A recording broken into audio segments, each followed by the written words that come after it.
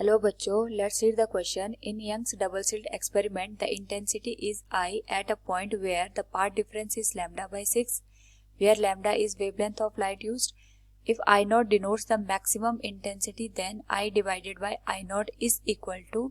Here we have four options. Now first of all we will discuss here the key concept, and here the key concept is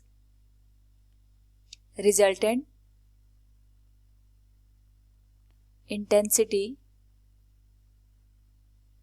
of light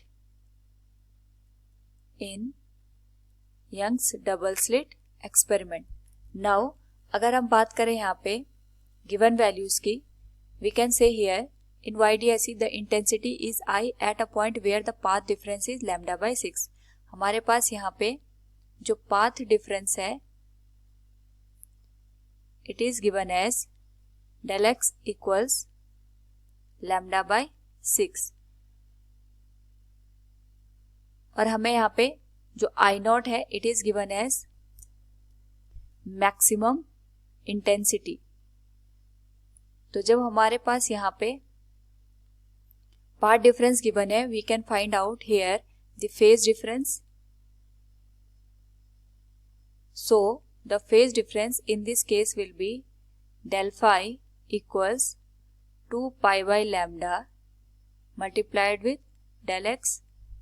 The value will be 2 pi by lambda और del x की value हमारे पास हो जाएगी lambda by 6. अगर हम इसको solve करें it will be pi by 3.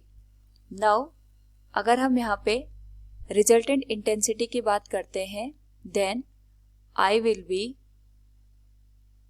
I1 plus I2 plus 2 root I1 I2 cos phi.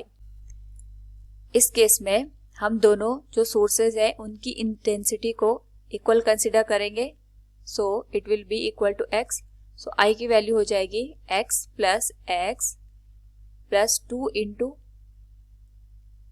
X square cos pi by 3, और अगर हम इसको सॉल्व करें it will become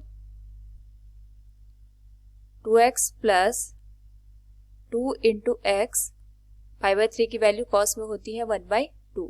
so solve करने पे जो ओवरऑल वैल्यू है it will B 3x. It will be equation first. Now अगर हम बात करें यहाँ पे मैक्सिमम इंटेंसिटी की, सो फॉर मैक्सिमम इंटेंसिटी हमारे पास यहाँ पे जो फाई की वैल्यू है दैट इज जो हमारे पास यहाँ पे फेज डिफरेंस है इट विल बी 0 डिग्री. सो हम यहाँ पे जो I नॉट है इसको लिख सकते हैं I1 plus I2 plus 2 root I1 I2 cos phi.